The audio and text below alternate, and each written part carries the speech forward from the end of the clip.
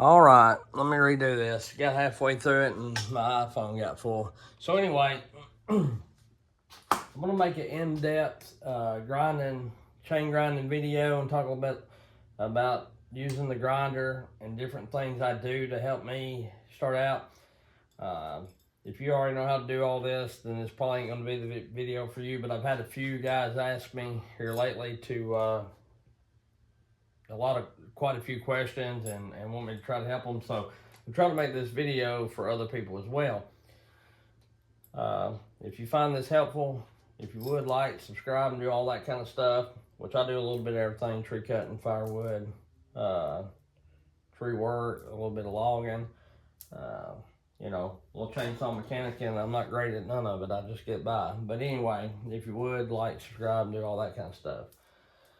So anyway, when you first get your grinder, you can set it up to where it's like bench mounted or on the wall. I'd rather stand and do it than sit. And it's going to come with 3 wheels. It's going to come, which this is not the original wheel. I've done wore it out. But it's going to come with a 3/16 for 3/8 and 4/04 chain. It's going to come with an 1/8 inch wheel for the smaller chain, 325. You can do the 325 on this 3/16 as well. And this 1/8 is like 1/4 pitch. And then it's going to come with a 1/4 inch one for your rakers, depth gauges, or whatever you want to call them. And in the book, the Oregon manual is going to come with grinding angles, and to me, they'll get you cutting and they're okay, but to me they're a little worse than a factory chain. They're really safe grinds for like a homeowner or something like that, or a guy that just uses a chainsaw every once in a while, and maybe does not need a really sharp chain because he's going to nick the dirt and different things. But anyway, to me, at least mine did. They may have changed them since I've got mine. But what I do, or what I did till I found out what I really like, is I would get a factory chain, which this happens to be a steel. And I've done it with all of them.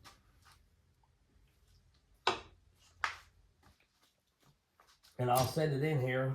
And I'll put it on like 25 or 30 or whatever it is, and I'll see what matches this tooth. Or sometimes even I'll set the tooth in there, lock it in, loosen this up, and tilt the head till it matches that, if that's what I want. And then and I'm going to move this just to show you, but on the cutter angle, which the 25-30 way, I'm going to call the top plate angle, the 90 through 50 angle, which is this right here, the actual cutter part where your file would sit in there, I'm going to call it the cutting angle. So I'm look at it and see where it's at, which if you look at this with the steel, I'm right there on it at about 57.5 degrees. And I grind a lot on half increments. Like I've got dots in between the 25 and 30 here and the 20 and 25 because I find some chain from the factory is more of a half degree than than it is an actual setting or whatever. Which, the Oregon EXL, it's close to 25. They're all pretty close to 25, I feel like. 30's a little steep, but they're kind of in between that. I figure if you go, I'm on 25 there, and that's matching up pretty good. Or actually, I'm a little less than 25. I'm like at 22.5. So anyway, it's pretty close. 25 is a little steeper. And what I've found, you know, I know a lot of guys that go like 30 and 35 degrees on their top plate angle because they think it makes them sharper, and it does give you a more of a working corner, but I feel like that working corner takes more of a beating, and it makes a whole lot of rougher cut. Like the only thing batting the wood is that top corner. You know, it puts a lot more strain on that working corner. I try to grind more in the field and thinking of square ground. Keep my top plate angle a little less steep, you know, 22.5 to 25. When I first started grinding, I was grinding at like, you know, 27.5 or whatever. Then I stepped it down to 25. Now I even come back to like 22.5. And a lot of it depends on what kind of wood I'm cutting and everything. But like if I cut my top plate angle on a 22.5, a lot of times will set my grind or my cutting angle at like 50 degrees, which is really, really steep, really sharp. And it gives it a more, it's sharper, and it, you know, it's got more of an angle to it, but it's also more subject to get dull quicker or bend over if you hit something hard or whatever. You can get dull a little quicker, I guess is what I'm saying. So if I grind on 25, and then, you know, or so, I'll come back to 55, you know. And depending on what kind of wood I'm cutting, I'll grind on 25 and come back to, you know, 57.5.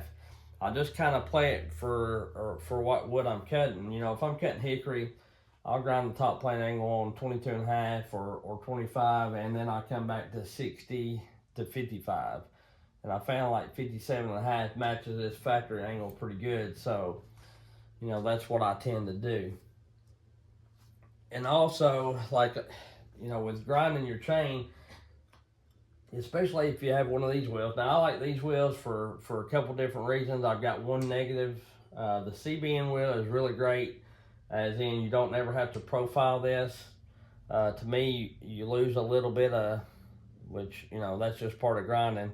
But, you know, every time you have to profile this, you're knocking stone off, you're grinding stone away, but you know,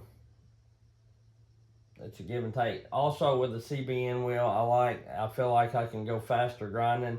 I feel like this wheel does not heat the tooth up as much as this does. I guess it cuts faster or something, so the tooth is not getting as hot. And I've heard some guys go both ways. You know, you heat the tooth up, it makes it so hard you can't sharpen it, and I've heard that it softens it, which I don't quite understand how you could heat it up and it soften it, and maybe it loses its temper, I don't know, but every time I've ever done it, got them too hot, it seems like they're a little harder to file, which would suck if you ever grind your chain and then want to go back to hand filing, but I grind, you know, once I grind the chain once, it's going to be ground. 99% of the chains I cut with have been ground on this, just because it's faster and easier, and I'll get into all that in a minute. But the other thing I like about this is it lasts a pretty good while. They're a little more expensive, but it lasts. I've had this on here for a year, I guess now, close to it. One negative is it'll leave a little bit of a burr at the top, but you knock it off with your finger, or when you cut with it, it's going to come off. The things I like about the stone is you can shape these to cut about any which way you want to. I had a hexa stone somewhere, and I don't even know if I've got it anymore, that comes from steel, and you can shape any stone to cut hexa, you know, or file the hexa look. And same with the C83, you know, guys are talking about grinding chain. You can't replicate the C83. You might not get it exact, but I can get it pretty close. I've got videos going back. If you go back into my videos and look at all the ones where I've ground chain, I might try to make a playlist of that. But I can get it looking really, really dang close. And one thing about it to me is grinding chain, it really doesn't matter what, at least on round grinding, I don't think it does anyway. I don't know why it would. From what the bottom of the driver is doing the tie to about right here is doing, because the only part that's cutting wood is the working corner and that angle there. The gullet part, the shiny part, it may be cutting a little bit, but not a ton. So it don't matter what the side profile looks like. All it matters is if you get this angle right. You know, the cutting angle right. If you match it up to what Husqvarna C83s is out of the box, if you get the cutting angle right, it's the same cutter tooth. The only difference is your profile on the side is a little bit different, but you still got the same deal, you know. Still the same cutter angle, beak or whatever. You know, I can put a little beak in it with this, just not go as deep, you know, and then come back and file it twice or whatever. But that cutter angle, if they set theirs on 50 or 55 degrees, you set yours on 50 or 55 degrees, it's going to be the same cutting angle. And if you get your top plate angle right. And honestly, with this grinder, I can, you know, people say that grinding chain is slower or not as good as hand filing, but I've got videos to prove it. My ground chain outcutting factory C83. And they both, you know, new chain. One was a new C83 and one was one I cut with and did one grind on it. So, you know, C83 is fast, but if you got one of these, it's a whole lot easier to replicate it with this or get it cutting better or faster, to me, than with a hand file. And that brings me up to my next topic. That's why I run an 1/8 inch wheel.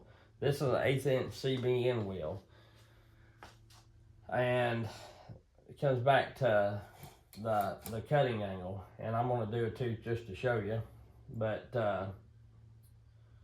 we'll set it at 25 just because. We'll tighten it down. But and we'll do one. That one's had some practice on it, I think.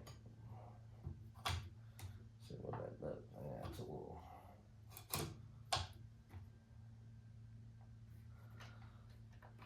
Oh, I got my grinder unplugged apparently.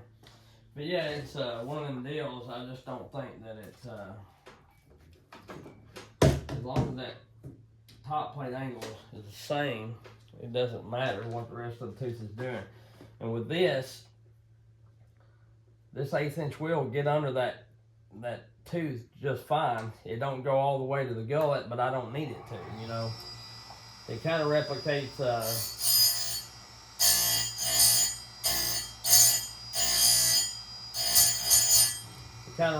a baby C or whatever. And I've ground that tooth and I've not even got into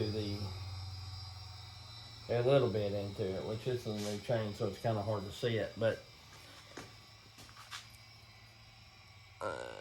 yeah, it leaves a little bit of a burr there. It's like say it'll, you know, a lot of times I can knock that off. And then I've ground that tooth there, and you can tell where it's real shiny and where it's not. And that's where I went, but that tooth is sharp. And it's pretty close to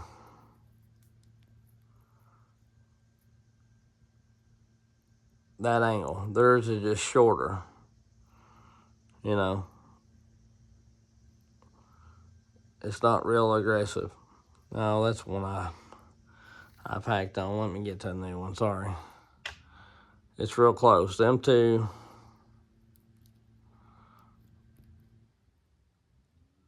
is real similar looking.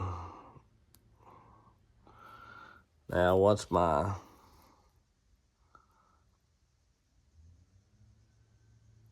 That's what my cutter angle looks like. I only hit right there, you know. So I could come in a whole lot steeper and beat that up probably. You know, you don't need or have to have the, I'm about to go too steep there. You don't have to have the big fat wheel to do it. I've done the wrong thing. The big fat wheel to do it.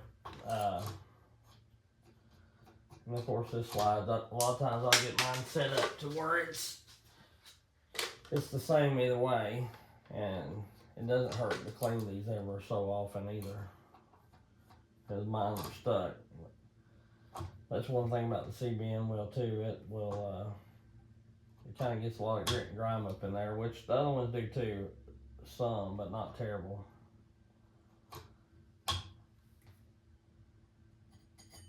But now, oh, yeah, I got that tight. If I could loosen that up, I get it tight because you get a little play. If you don't get it tight, you get a play here. And I'm gonna get into the grinders or using that big stone for the rakers here in a minute. I just don't don't use it because there's too much flex and give in the way of the machine. And I found I was inconsistent with my rakers. And plus, you know, I like to set my rakers by hand. That way I know they're all exactly right. And my golly, I put the clamp down on that thing. I don't know where all my Bison grips went either, on my pliers, my channel locks, or whatever that I've used. Honestly, ain't no telling. Ain't no telling. For sure, and I may not get there with it. Thought I had everything prepared, but I don't. Let me try to pause y'all for a second while I look at this. Alright, found my channel locks. And I set that to 50 degrees. And I want to grind that real quick and show you. It may have changed my length a little bit, it did. Yeah, I screwed up just a bump. Bump more still.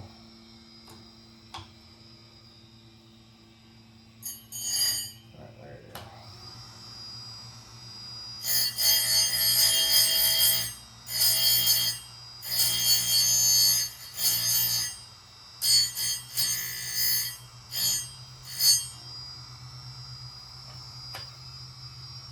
Alright. So that, we got a burr there, and I'm gonna get the burr off. But you can come back and you see that it's not terribly steep. I mean, it's not just wicked, but it's a whole lot more aggressive. You got a whole lot more cutter angle there than you do on the factory tooth. Which 50 degrees is still not just terrible, but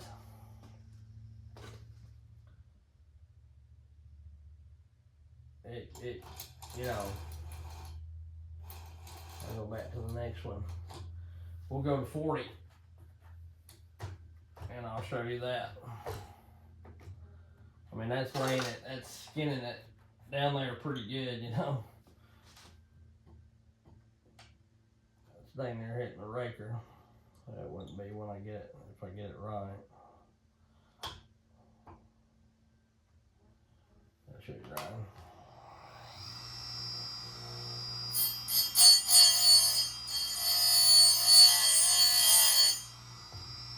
Tooth is batting some.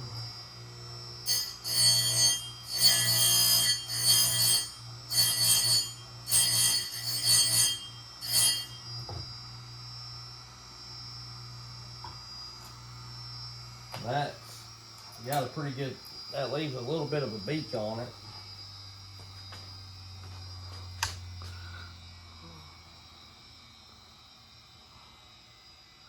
That's also a really, really thin cutter angle. I mean, that thing will be super aggressive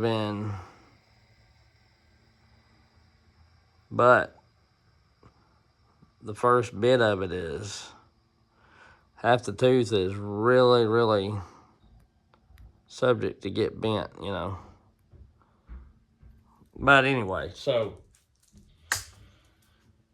if I was, which I would never grind that steep, but if I was to, I would probably put it on and I may have should have went further in there. I'm not used to grinding that steep in there, so you get all the tooth.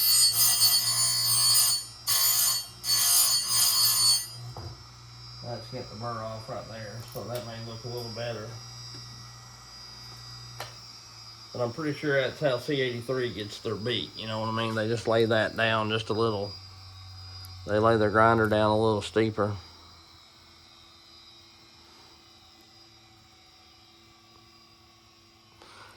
But, you know, like I say, I don't grind that steep. I found that between 60 and 50 is where I like to be, and between 22 and a half and all that is 22 and a half, and honestly I don't ever even hardly go to 27 and a half anymore, is where I want to be. Now when it comes to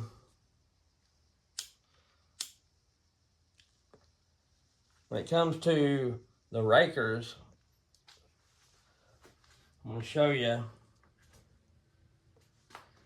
one reason why I set my rakers by hand. So when you do your rakers, you're supposed to have this set on 0.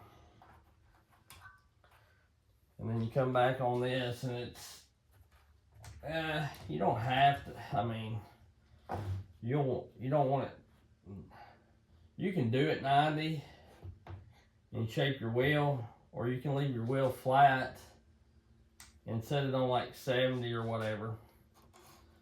But I'll show you this real quick. If you look at my stone that I have tried, which is kind of dirty, but you can tell that it's maybe hard for you to tell. Yeah, there you go. It's beveled. It's slanted this way. And that's for when it's sitting on here. It makes that raker cant down just like you had it on a gauge. And it's got a stop right here where you can set your raker. You find out where you want your raker. Let me back this chain up just a bit. I'm not changing wheels and all that, but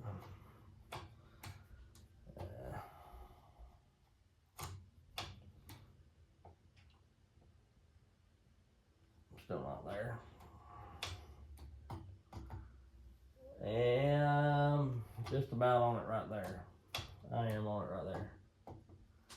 That's me hitting the raker, not the stop, but I can step this on back. Now I'm hitting the stop. But, okay, I'm about a 1/16 of an inch away from it. But I can pull that down if I pull hard enough. That stop and all that's got enough flex to where I can hit the raker. I'll show you. All right, I'm hitting the stop right there. Say I get a little overzealous, and it wouldn't be that much, but say you was closer, say you was really hitting your thing, that should be enough to hit it. I come down easy, still not touching it. There, I'm skimming it. But say I press harder here just a little bit, come down, bump it like that, and then I come over here and just barely do it like you're supposed to. You've got two rakers that's totally different. You know, one's setting down 50 thou and one's 10 thou or whatever. So I prefer to do my rakers by hand. And when it comes to raker gauges, I've tried them all. I've got the Husqvarna gauges and everything.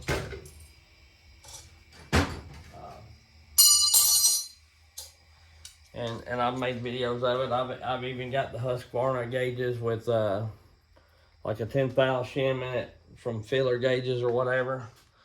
And I've got some West Coast gauges like that as well, so I can get my rakers higher.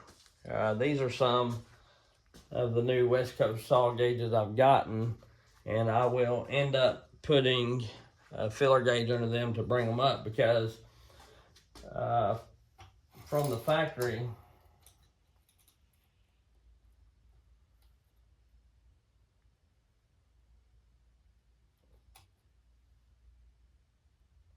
I'll be rubbing a little bit. To me, the steel rakers are the lowest. I probably could get a little bit out of that one with a flat file at 35 thou, but this is a 25 thou, and it's about right even with it. But the Husqvarna gauges are a little taller. The C83 rakers are set higher to where you're not taking as much wood, and I believe that's why it's so much faster. Which I've got, I don't know where all my gauges are. I should have got them, but lined up. Let me pause you and let me try to stop this. Let me pause you. All right, I'm back. So this is the gauge with no shim, and I'm gonna have to move that just a little bit. If you're on the softwood setting, you're not gonna be getting it. It's quite a bit lower than the hardwood setting, and you won't get none on the softwood setting. And this is the steel chain. With the West Coast saw gauge, you will. And then this is the one that I've got the 10 thou shim under, which as your gauge gets wore and all that kind of stuff, it makes a big difference. But on this hardwood, I mean, it's a considerable amount of difference. This makes a pretty good falling chain on the hardwood setting, and the softwood setting, is decent for firewood. It's about like the hardwood setting is with no shim. But if I'm wanting a fall hickory and white oak and red oak and use 572 or 562, then I use this, especially if they're not ported. I do this. I put a shim under there, and that takes enough off to do it. Which I know guys that cut, just depending on your cutting style too. If you're never on your dogs, then you can run a pretty aggressive chain and just let it self feed. If you're on your dogs, then when you're felling, you'd want to do something like this. A lot of it depends on your cutting style. Now bucking firewood, I will leave my rakers pretty low. This is some Duke's chain right here, and it's profiled about the same, and the rakers are set up about the same as the steels, I believe.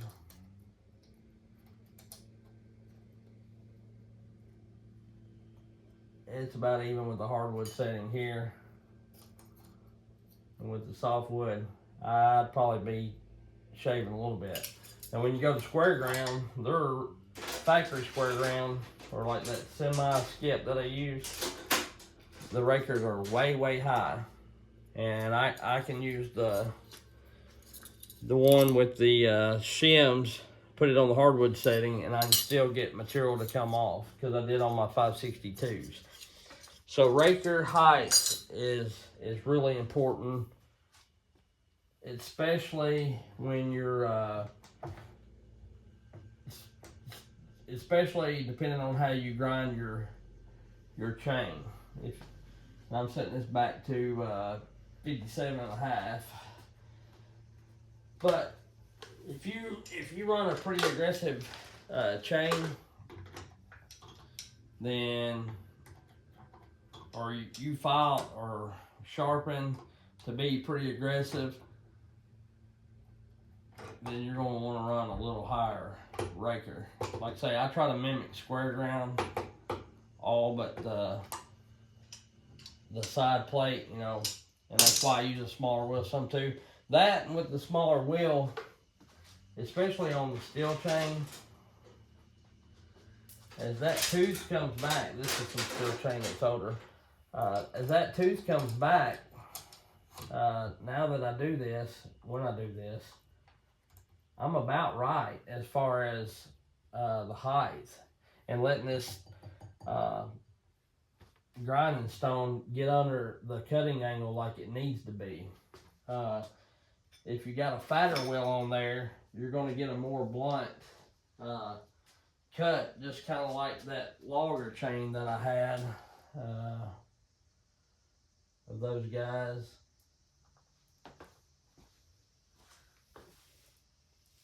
That was really, really blunt.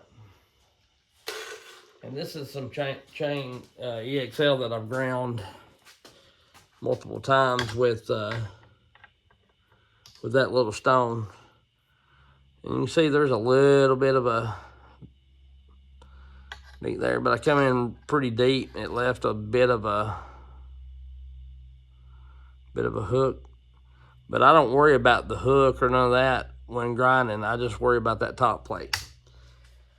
Getting under that top plate. Now when you're filing, that hook really, really, really matters. It means a lot, and it will somewhat make you or break you. Here's a Husqvarna chain that I've filed on that grinder a couple times, you know.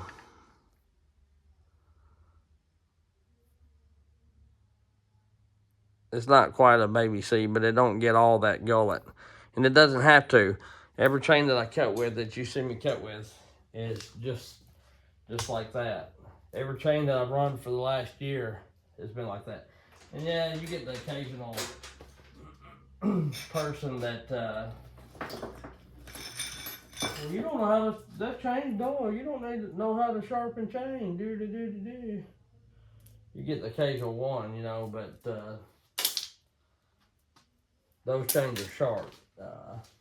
I've had a couple of people run my chain, and they're, you know, not tooting my own horn, but they're really impressed by it, per se. Now this is a chain, I'm pretty certain that come from my, oh yeah, come from them logging guys. And if you look, they dang near got a ski slope. They have no, little to no hook. And then you turn around and you look at that cutting angle, and they're probably on a, you know, if I was to grind that on my grinder, they're probably on a 70 or 80 degree. Well, we can set it up real quick. We'll just see where they're at. I'm gonna cut with this chain. This chain was on a saw that came in that was blew up, so with a busted piston or whatever. So you know what I mean? Like it's oh gosh, sit there and use my vice grip again. I'm doing this because I want to, and I may be confusing people. I don't know. Like I don't never practice anything or write anything down, so sometimes my mouth gets to working faster than my mind. And I think it's sounding really good, and it comes out sounding like bull crap. But he is,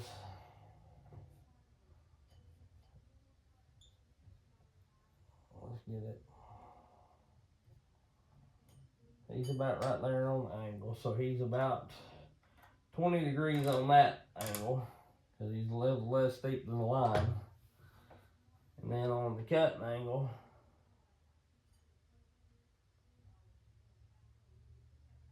that's about it right there. He's about 67 and a half. Let's go flatter and see if how it looks there. Yeah, I'm a little off there.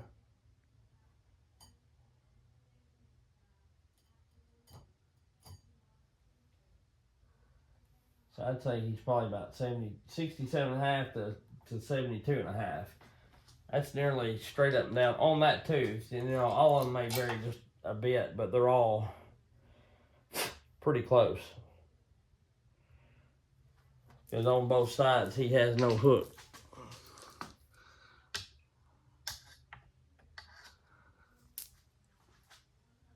And that's the deal with even with a filing a chain. That's why I use the smaller wheel, because when the chain gets short in the life, which I have more chain short in life than I've got new, because, you know, I cut quite a bit of dirty wood and everything, and run different chains here and there. And I do like a four chain rotation. If I'm running 2 footers, and if I'm running 2 foot bars and 28-inch bars, I know for that day I'll take maybe whichever one I'm going to run the most of. I'll take, say if I'm running 2 footer, primarily going to run it. You know, I've looked at the trees, I know the size. I'll take maybe 2 to 3 chains of the 2 footers and a couple chains of the 28, or maybe 1 inch or 1 extra. I run like 4 to 6 chains is what I bring with me to swap out, because I do no sharpening in the field. I just flip flop a chain, you know. But this is getting short in life, and I know y'all are a little far away, but I'm hoping everybody, most people, knows this. Now right there, I'm about perfect as far as being at the bottom of the tie to be able to get all that gullet, not leaving that lip like you've seen in the, like you've seen in this chain. Like there's no lip there. And yes, there is a gullet, and a lot of people are going to say, oh, that ain't going to cut. But what you got to look at is from the top, the working corner, the very top, to about that middle line right there. There's where my hook is. But all that doesn't matter. It just matters that I've got that cutting angle right. And that's why people say get the gullet when you're filing. Because, and depending on what file you're using, you know,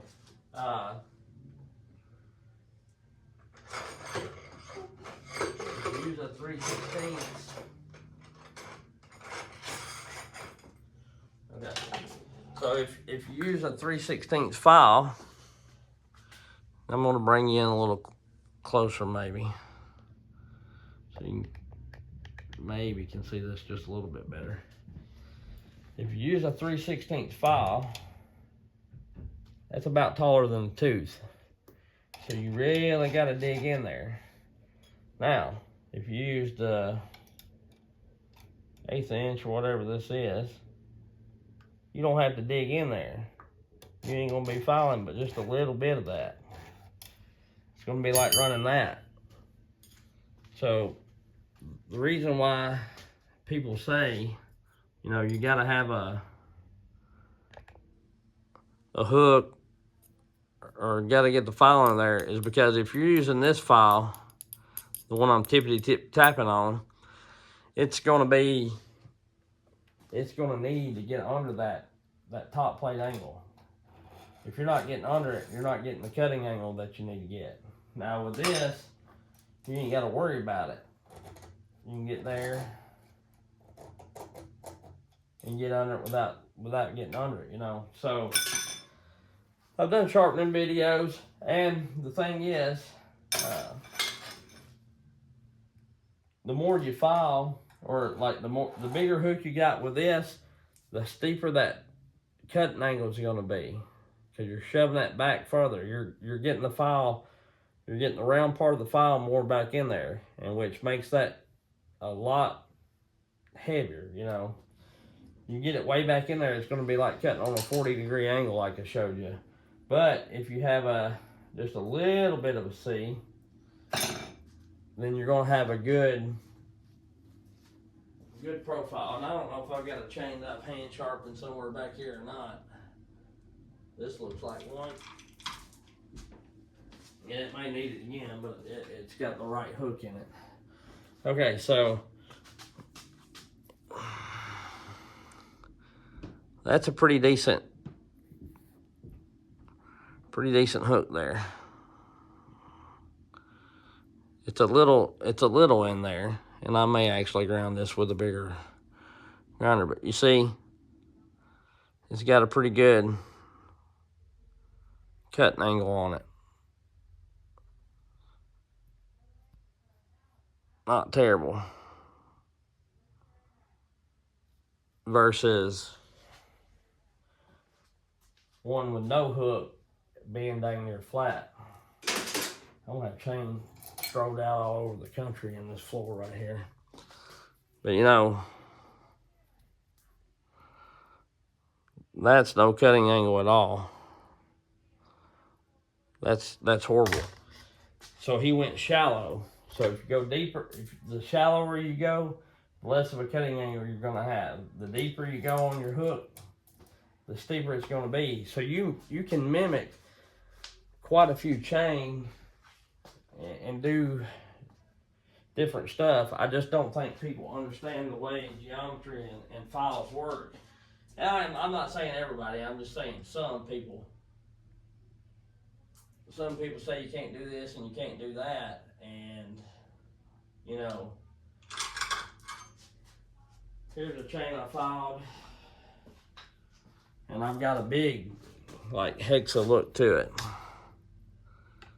You know, it comes way back in there, got quite a bit of a beak there. I profiled my tooth to look like that. Profiled my tooth like that. See that? I ground that. It cuts no different than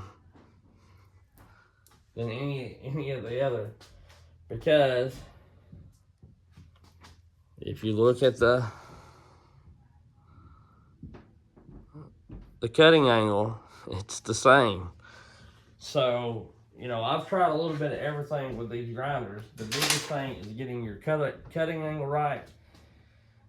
And of course, you know, to me, the 25-35 don't matter as much. It does in a way, but getting that cutting angle right to where getting the top plate angle and the cutting angle to co-work together,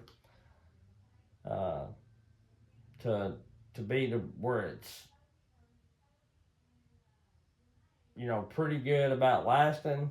I was looking for a word, my brain won't go there, but to get it to where it's wanting to do right and not get dull as soon as you stick it in the wood. A weak top plate, you know, you got to get both of them working good together, and to get it to where it's not dull as crap like that chain I showed you that they filed, like this chain. You know, get those working together, and you know, if he put a little steeper angle on this, at least he'd have a corner digging in pretty good, you know. But that's my theory on chain and chain grinding and all that. Like I say, I you know, to me, it's just about as quick to set the rakers by hand as it is to change this wheel out. And I know this video's been all over the place, but I'm trying to get everything and stuff that I forget to talk about.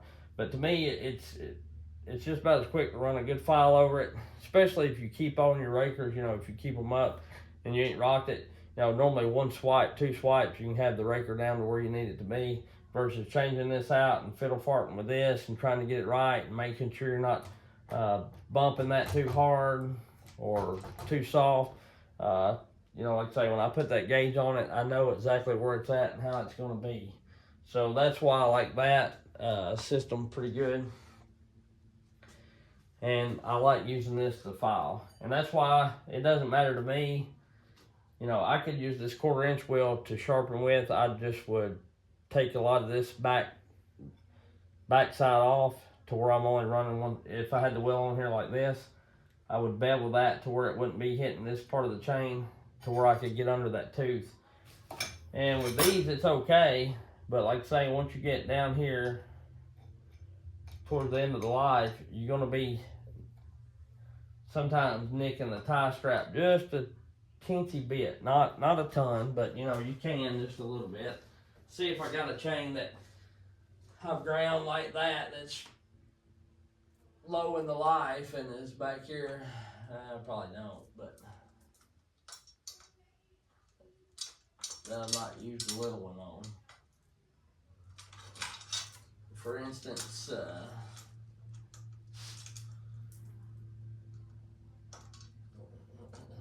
here's one.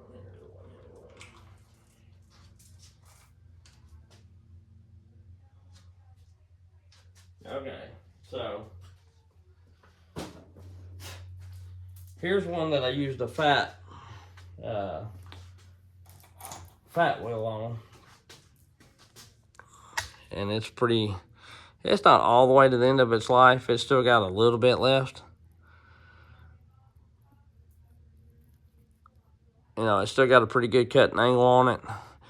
But look how close I am to the tie. By the time I get back there where I'm going to be wanting it, I'm going to be into the tie a little bit, I feel like, or would have been. I started to rub this one a little bit, I think, in that shiny spot there. But I'm getting under it, and it'd still be a good cutting chain because it's still got a pretty good cutting angle. And check out that's a pretty decent little hook. And it's starting to have a little bit of that's got a little bit of a beak there, just like the stock C83. That's what I was talking about. And then you take this chain that I used the little one on. Well, like this tooth, I'm all the way at the end. And I'm under it still cutting. And that's with that little wheel. You come back to these. Apparently that one got rocked or something. But I've got a little bit of go. But it gets better as the chain comes in. So,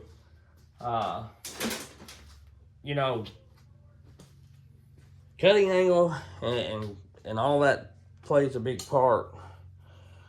But you can do about whatever you want to with whatever wheel, tooth, or whatever, depending on how you set this up. To me, this is a little more versatile than hand filing because you can get a little more exact. And like I say, once I get this chain in here and get it rolling, well, if I had it locked down, but say I have it locked down, pull this back. I don't pull it back hard, but I do apply a little bit of pressure, lock that in there, boom, I'm on to the next one. Roll it, boom, I'm on to the next one. Every tooth is the same, pretty much. Enough that you're not going to notice it by sight or by feel of the chain. So anyway, this is a long-winded video, and I'm gonna call that a video. And if you got any more questions or anything else, you can just holler at me, and I'll try to get back to you and all that. Thanks, appreciate y'all. And if you stuck through this far, you're awesome.